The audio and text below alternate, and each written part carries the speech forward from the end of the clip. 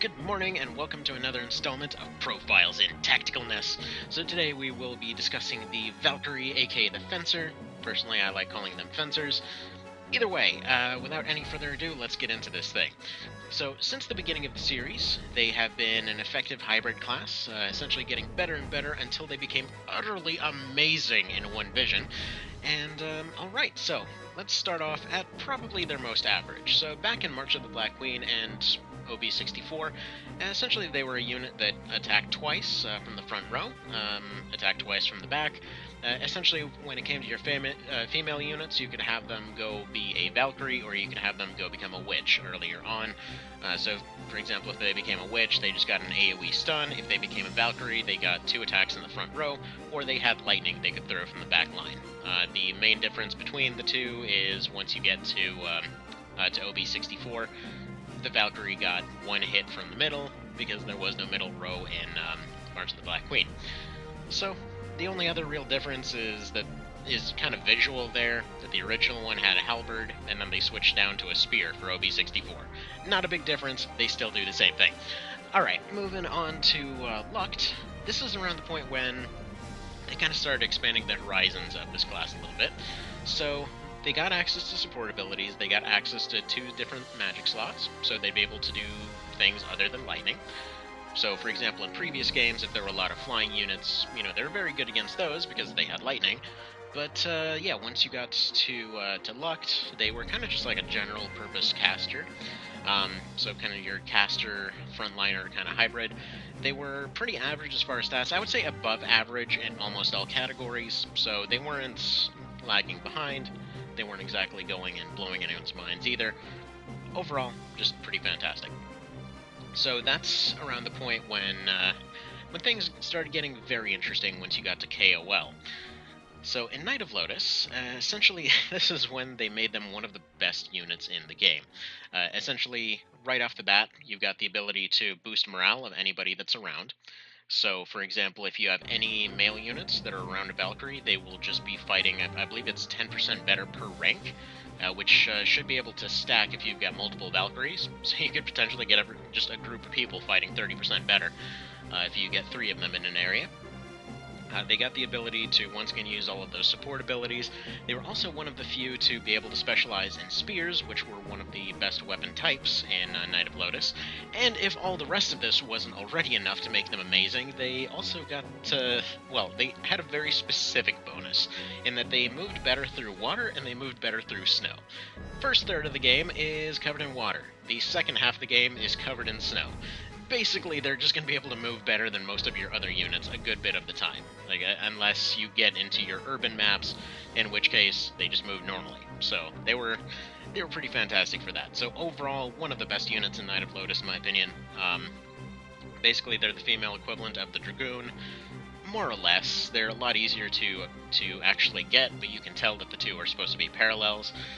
The only difficult thing, it's not even difficult really, one of the more difficult things for them is that you have to get the Lancer emblem, which honestly it's not even that hard. You just pile up 2 units and have her run up and poke them, and congratulations! She stabbed 2 people with 1 spear, she is now a Lancer. So, absolutely fantastic unit, easily one of the best.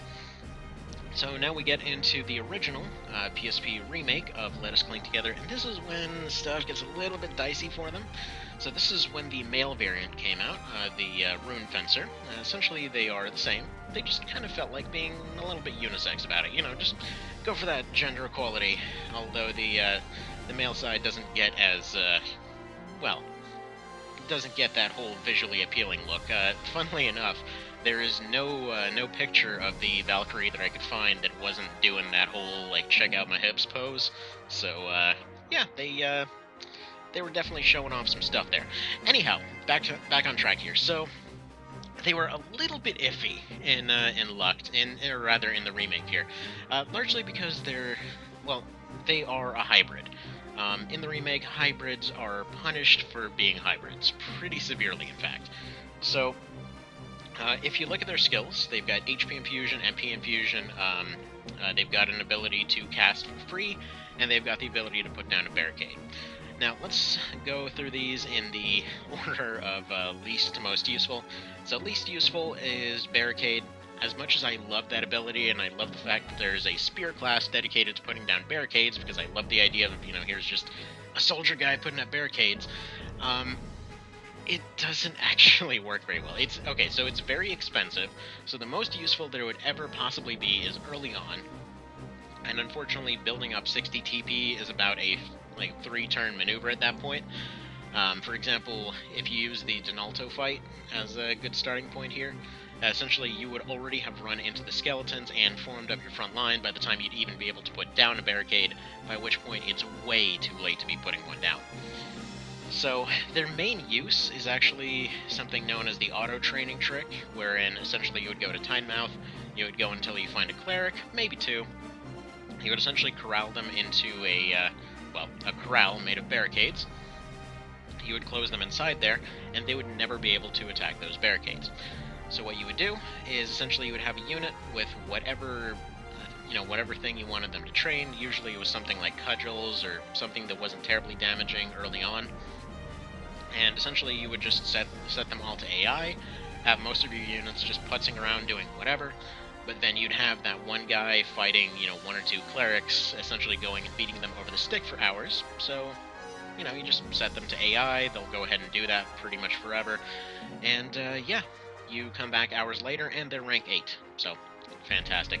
Although usually they only got to about rank 6, and then one of their kill moves got lucky and killed somebody off, usual kind of little trickery. So overall, I wouldn't say that ability is very useful for its intended purpose.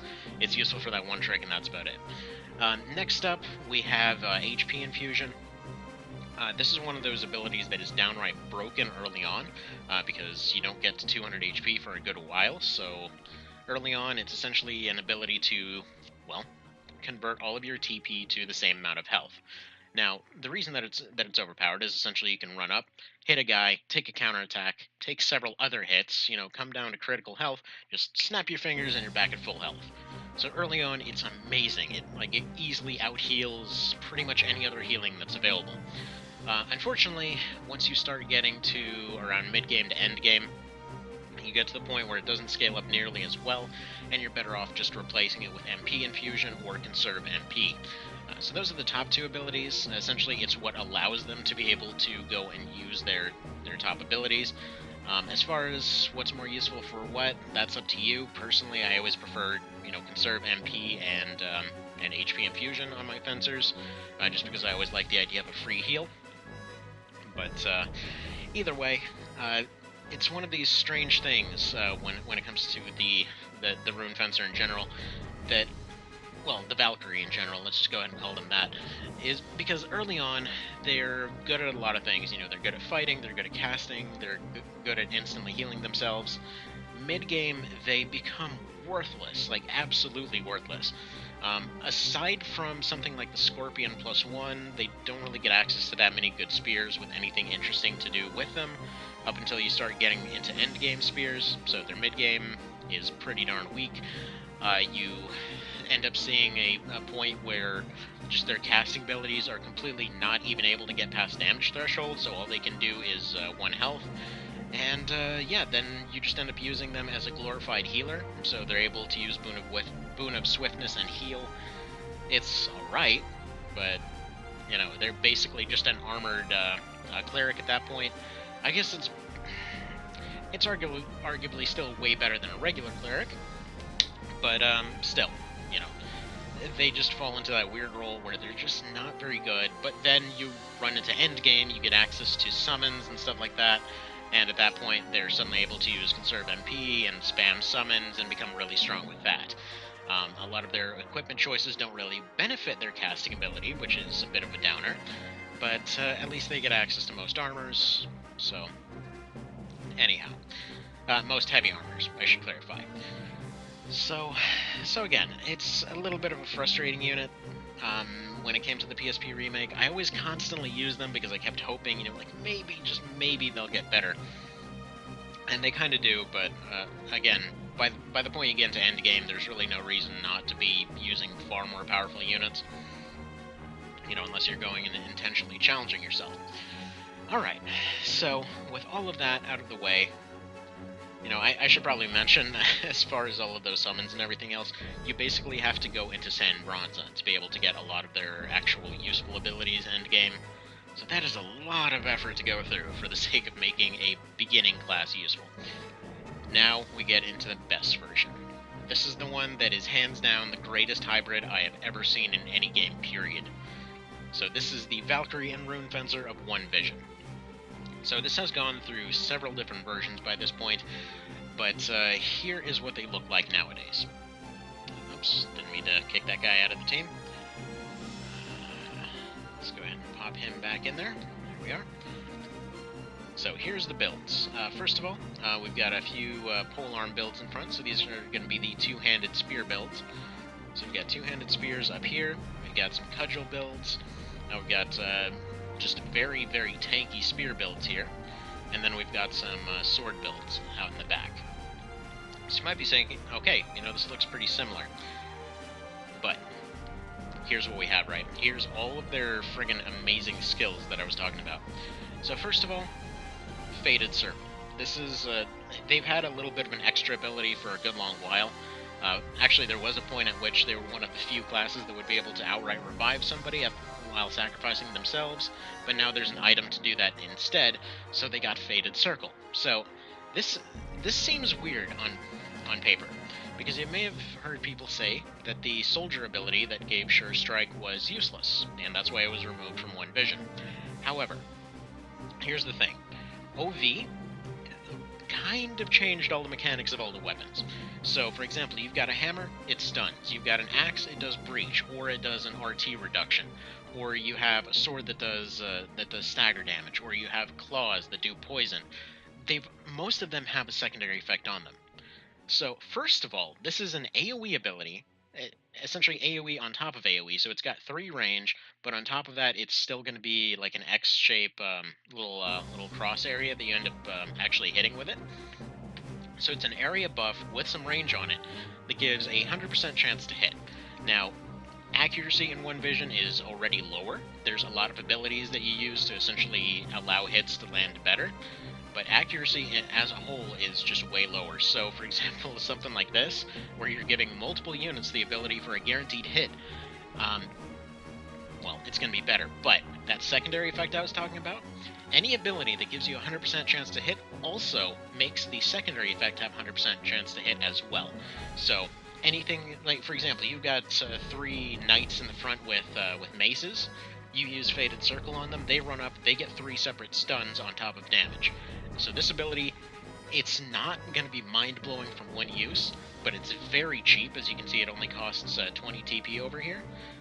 And then you can just keep using this every turn, over and over and over and over and over. And this is one of the reasons why I absolutely love keeping Denim as a Spellblade now. So yeah, they're not Valkyries, they're not Rune Fencers anymore, they're Valkyries and Spellblades. Alright, moving on. So HP Infusion and MP Infusion, they haven't really changed, but their base cost, I believe, has gone up a little bit. They have access to Recruit earlier on now. On top of that, they have Absorb MP and Reflect Damage. This just kind of depends which role you want to put them into. Tactician and Treasure Hunt, like most. They've got TP. They've got Field Alchemy. And you know what's amazing about Field Alchemy for these guys? Their ranged ability, they no longer just throw a rock, they can throw items. So, essentially, a lobber, they get like a downgraded version of the lobber built in for free.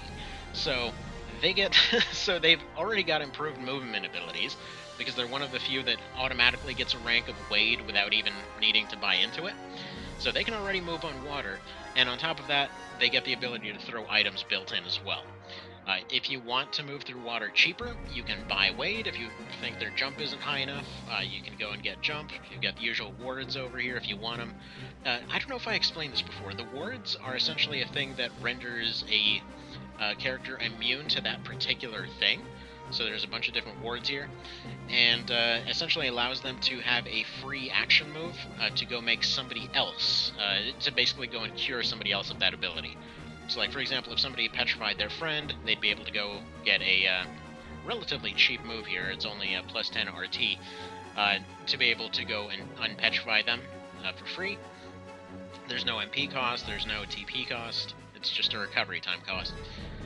So those are fantastic. You get all your efficacies and clarities here. They get almost max rank of those things. You get counter hits going all the way up to 75.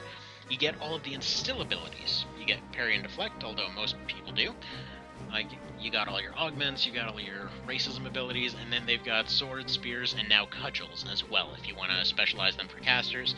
That was one of those things that was always lacking in the original PSP remake, because for some reason you couldn't specialize them into a casting class.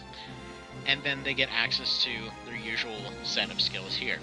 I should point out, a lot of them are way more useful now. So all the magic, in case you missed it, essentially has been redone, in that every single thing essentially has some sort of buff, some sort of debuff. You know, essentially they're going to have high and low tiers of both of them. And on top of that, on top of having access to a crap load of abilities, they get Wave Burst 1 and 2 as well as keeping the old summon thing, although they only get access to rank 1 summons at this point. So, the burst abilities. This is something that Valkyries and Dragoons both get. Essentially, it's just a crushing AoE ability of that particular element. So you can just like have them run into the fray and just basically give a huge area AoE ability. So it's very useful for just general purpose damage, and it's relatively cheap as well. So moving on here, like I was mentioning, all of the magic is different now. So even though I have these first two as magic as water, personally water is one of my favorite ones to have on Valkyries. But yeah, they're all going to have different sets of buffs and debuffs. So for example, for water, they get the ability to water walk, and they get the ability to cure in an area as well as get rid of poison. For divine users, they lost access to heal, but they got access to ease and dispel, as well as similar versions of all this other stuff here. For the air guys, they can do cloud walk and dodge for an entire area. For the fire guys, they get the ability to give somebody mighty strike, which is that move soldiers used to have. As well as Enrage, which is a strengthen for an area. You've got Electrify, which charges TP. You've got True Strike in an area as well, with Galvanize here. For the Dark side here, you basically get an ability to go transfer your health to somebody else. It's essentially a pretty huge heal. So, actually using Lancet here, which, yes, it is the exact opposite of the Final Fantasy version, don't worry about it. So using this ability essentially allows them to get a really good missile heal, more or less. So say they healed a guy for 100, and then they'd be able to use HP infusion on themselves and get that health immediately back. It's pretty great. And they also get Spell Charge, which charges MP. For the rock side here, this is another one of the ones that's really good. You get Razorback, which essentially gives somebody the ability to just stand still and reflect. And personally, one combination I absolutely loved is just going and petrifying a guy and giving him Spike Skin, and then just sticking him in a stairway. And essentially he's going to serve as a barricade that ends up reflecting damage every single time that he's hit. So especially if you take a squishy class there, they're going to keep seeing that squishy guy, and they're like, I don't get it, why am I dying from hitting this guy? It's pretty great. You also have an area Fortify, you've got Battering Ram and Resilient out of ice. You just get all kinds of stuff all over the place. And the nice thing is, you can essentially stack up all of their abilities like this to essentially allow them to piggyback off of each other's damage. So for example, you go and you hit a guy with a rock, for example, and then you have a wind guy right behind him with the next turn, and they follow up with the opposite element. So in one vision, since all of the elements essentially cause the opposite aversion, like for example, you hit with wind, that guy will become weak to earth. You then hit with the earth guy, and suddenly he becomes weak to wind, and you just have them go and repeatedly taking all that extra damage. It's great. It's absolutely great. So like I said, this is now hands down just my absolute favorite class, just because of how much they can do. So, alright, moving on here a little bit.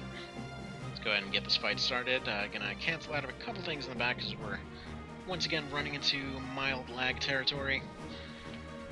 This is something, I'm getting very close to fixing, I'd say. I'm getting there. All things eventually, as I say. Alright, yeah, this rain isn't exactly doing wonders for the frame rate, I must say.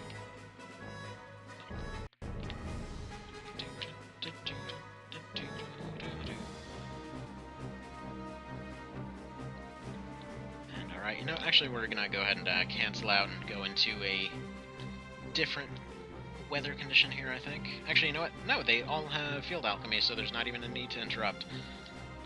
We're gonna go ahead and let the guy continue his turn. We're gonna have somebody use a coral harp and get our dang frame rate back. As you do, as you do.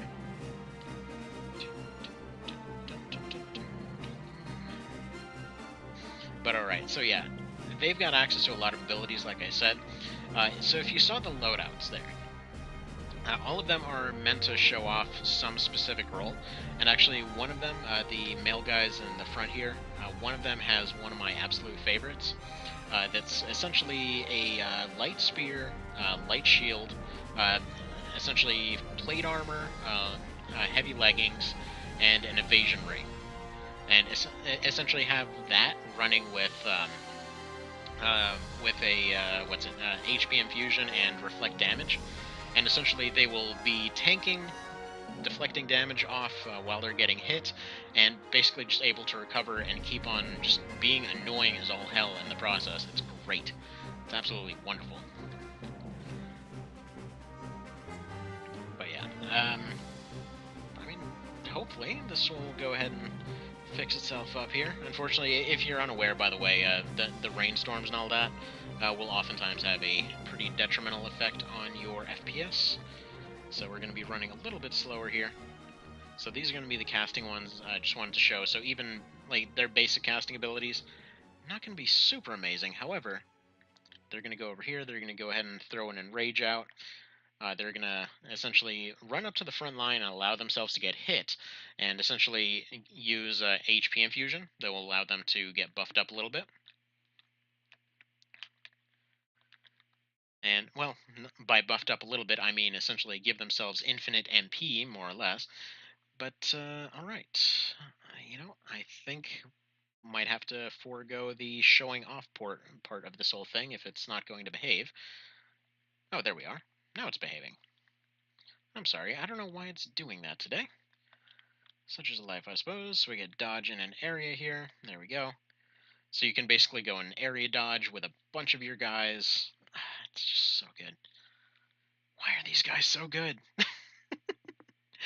It's because they're amazing, that's why. But alright, so yeah, you got your area dodges, you've got a crap load of buffs, you've got all of your amazing like building setups and whatever else. I mean, you can have a tank that can effectively dodge and buff and still do respectable damage. I mean, there's really nothing else I could ever possibly ask out of a support unit. So there we go. All of that stuff, plus they're able to give Fortify as well. So now we've got accuracy up, damage up, and defense up on all these frontline guys here. Just what more could you ask for?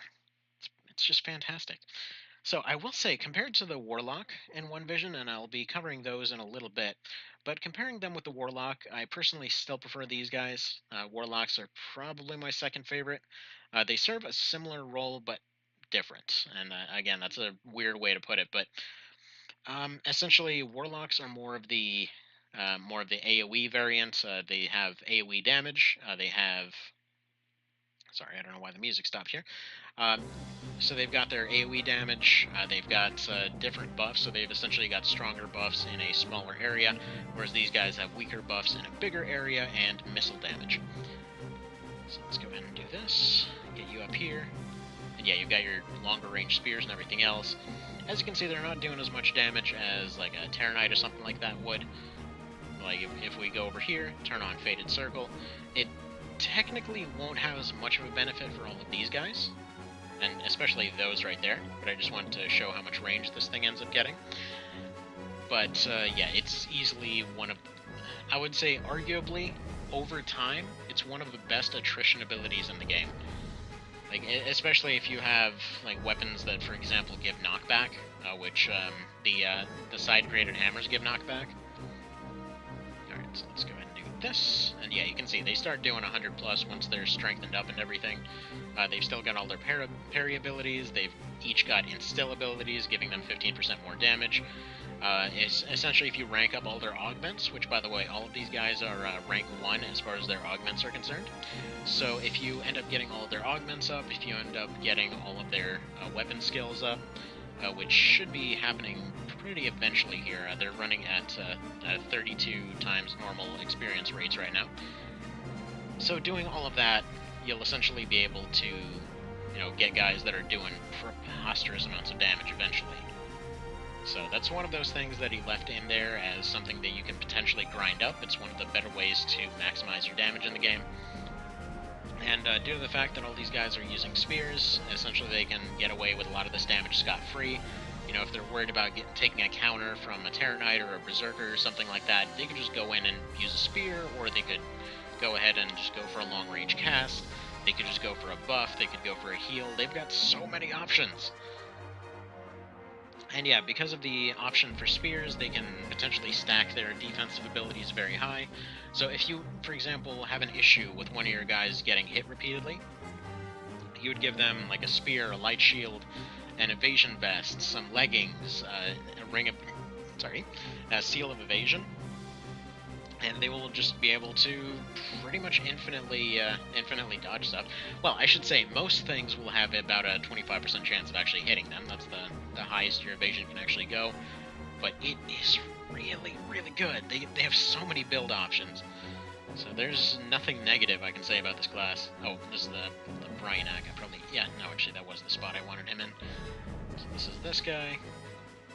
And yeah, if you essentially stack together both regular spears and 2 to 3 range spears, you can essentially just set up a front line that can infinitely heal itself, that can go and poke through 2 lines of guys on the other side.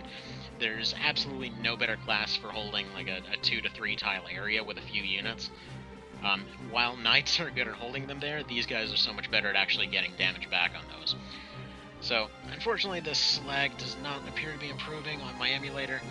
Once again, I just want to clarify, this is not a mod thing. This is just weird settings going jank on my new laptop. This is not at all how it runs. So, either way, hands down, my personal favorite class of One Vision and of the series, really. But, yeah, hope this was amusing or entertaining or whatever else, and best of luck in the future.